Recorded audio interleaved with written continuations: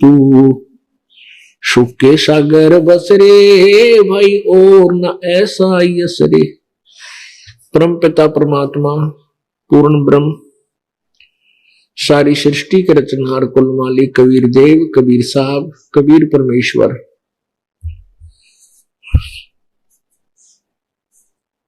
वे अपने सत्यलोक से चलकर इस काल के लोक में आते हैं, अपनी पुण्य आत्माओं को मिलते हैं। हम उन्हें पहचान नहीं पाते क्योंकि हमारा अंतःकरण परमात्मा की के सिद्धांत से, परमात्मा की परिभाषा के विपरीत ज्ञान से भरा हुआ होता है। हम परमात्मा को निराकार मानते हैं, यानी सभी धर्मों के जितने भी पवित्र आत्माएं परमात्मा चाहने वाली हैं, उनको एक ही सिद्धांत प्राप्त है कि परमात्मा निराकार है। इस कारण से हम प्रभु यहां आते हैं, अपनी वही लीला जो भगवान किया करते हैं वो लीला भी कर जाते हैं, हम उन्हें पहचान नहीं सके। अब परमेश्वर की महिमा सदग्रंथों से जब हमने देखा, पवित्र चारों वेदों में, पवित्र पुराणों में, पवित्र गीता जी, श्रीमद् भगवत गीता जी में, अब उसमें पता चला कि परमात्मा साकार है, मनुष्य सदृश है। पवित्र बाइबल में, पवित्र कुरान शरीफ में, पवित्र गुरु ग्रंथ साहिब में, इन सभी में एक ही सिद्धांत हमें मिला कि परमात्मा मनुष्य जैसा है, सह शरीर है और उसका नाम कबीर है।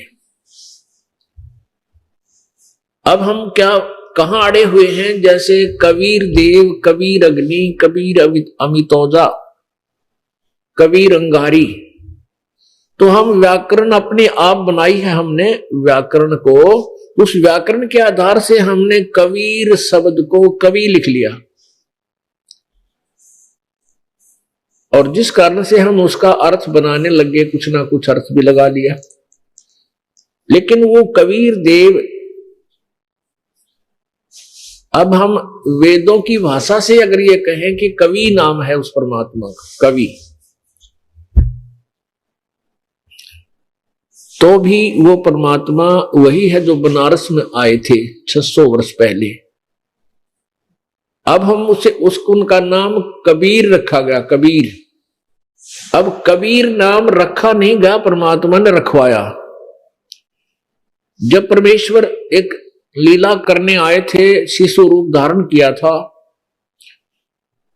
और उसको नीरो नीमा नाम के एक जुलाहा दंपत्ति उठा ले गए थे। जब बच्चे का नामांकन करने का समय आया तो काजी कुरान लेकर के, कुरान शरीफ को लेकर आए और उसके आधार से नाम रखना चाहा, तो उसमें खोला, पृष्ठ खोलते ही कबीर शब्द निकला। और कबीर का अर्थ ये कहते हैं बड़ा, और उधर से जुलाहा जाति को मानते थे छोटा। तो जुलाहा जाति वाले और गरीब व्यक्ति के लड़के का नाम कबीर नहीं रख सकते।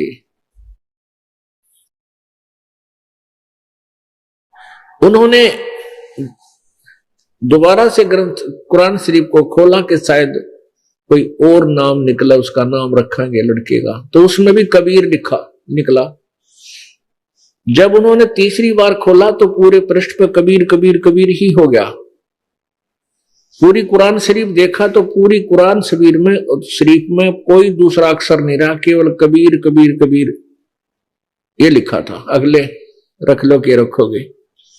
तब वो काजी उस कुरान शरीफ को वहीं पटक गया कि इसने हमारा दीन धर्म भी खराब कर दिया और कुरान शरीफ के अक्षर भी बदल दिए, ये कोई जादूगर है।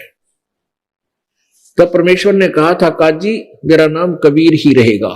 इसलिए परमेश्वर का नाम वो कबीर ही पक गया।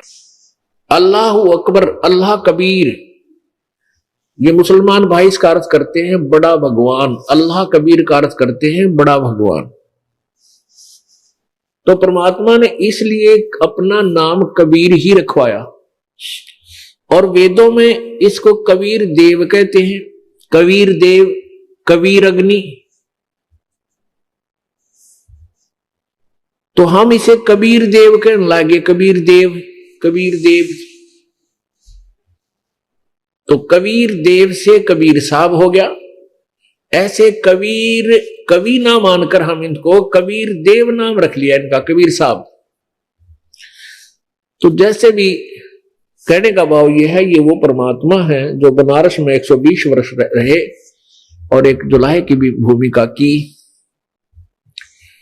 ये वो पूर्ण परमात्मा है। आज सुबह के सत्संग में आप जी ने सुना कि कौन वो परमात्मा है जिसकी साधना से हम मोक्ष प्राप्त कर सकते हैं, पूर्ण मोक्ष। अब मोक्ष का क्या अर्थ होता है? मोक्ष का अर्थ होता है हम जन्म मृत्यु के झंझट से छूटे। अब जैसे ब्रह्म साधना से भी मोक्ष होता है, ब्रह्म साधना से मोक्ष होता है एक कल्प तक। एक कल्प कितना होता है? ब्रह्मा जी का एक जीवन, ब्रह्मा की एक उम्र, ये एक कल्प होता है। तो पुण्यात्माओं, हमने जन्म मृत्यु से छुटकारा पाना है, उसके लिए हमने वो परमात्मा भी चुनना है जिससे हमारा मोक्ष हो। तो परमेश्वर कबीर देव की साधना यानी परम अक्षर ब्रह्म की साधना से हम पूर्ण मोक्ष प्राप्त कर सकते हैं। अभी तक हमें ये ज्ञान ही नहीं था कि कोई ब्रह्म से ऊपर कोई भगवान है, ब्रह्म से ऊपर कोई परब्रह्म भी है, कोई पूर्ण ब्रह्म भी है। जबकि हम अपने ज्ञान में, प्रवचनों में साधुजन, दूसरे ऋषिजन पूर्ण ब्रह्म का जिक्र भी करते थे, पार ब्रह्म का जिक्र भी करते थे, परमेश्वर भी बोलते थे, ईश्वर भी बोलते थे, ईश भी बोलते थे, परंतु उनको किसी प्रकार का कोई ज्ञान नहीं था वो के बोल रहे हैं और कौन ब्रह्म होता है, कौन परब्रह्म है, कौन पूर्ण ब्रह्म है। तो सभी अल्पज्ञ थे। कबीर देव, कबीर साहब ने, परमेश्वर जी ने आकर के स्वयं ही अपने यथार्थ ज्ञान को हम तक पहुंचाया। अब इस तत्व ज्ञान को, क्योंकि सुबह आपको बताया था कि काल भगवान को, जो 21 ब्रह्मांड का स्वामी है, ब्रह्मा विष्णु महेश के पिताजी हैं, इसको श्राप लगा हुआ है 1 लाख मानव शरीरधारी प्राणियों के शरीर का नियत आहार करने का। इस शरीर को तो हम फूंक देते हैं यहीं पर, या दफना देते हैं, गाड़ देते हैं, जैसे भी इसको 4 दाग के दौरान तहत समाप्त कर देते हैं।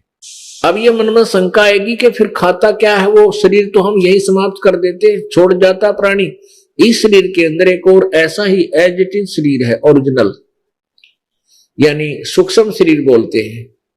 ये ऊपर कवर है हमारे, जैसे सर्प के ऊपर कैंचुली होती है, सर्प के ऊपर वह कांचली सी होती है, उस सर्प उसमें से निकल जाता है तो वह कांचली जो होती है वह सर्प के आकार की होती है, लेकिन ओरिजिनल सर्प वो कोई और है। ऐसे ही हमारे अंदर जो ओरिजिनल हमारा शरीर है, ओरिजिनल तो नहीं कह सकते, इससे जिसके ऊपर ये चढ़ा हुआ है कवर, ये जो माता पिता से हमें मिलता है, ये स्थूल शरीर कहलाता है। इसके नीचे एक सूक्ष्म शरीर है, तो उसमें ये जीव है, और भी सूक्ष्म कारण, महाकारण, कैवल्य, कई शरीर इसके ऊपर चढ़ा रखे हैं पर आवरण, लेकिन इसके तुरंत बाद सूक्ष्म शरीर है, और उस सूक्ष्म शरीर का आकार मनुष्य सदृश ही है, मनुष्य जैसा ही एज इट इज रहता है। जब तक ये प्राणी दूसरे जीव के, दूसरे प्राणियों के शरीर में नहीं जाता, तब तक इसका शरीर एज इट इज मनुष्य जैसा ही रहता है।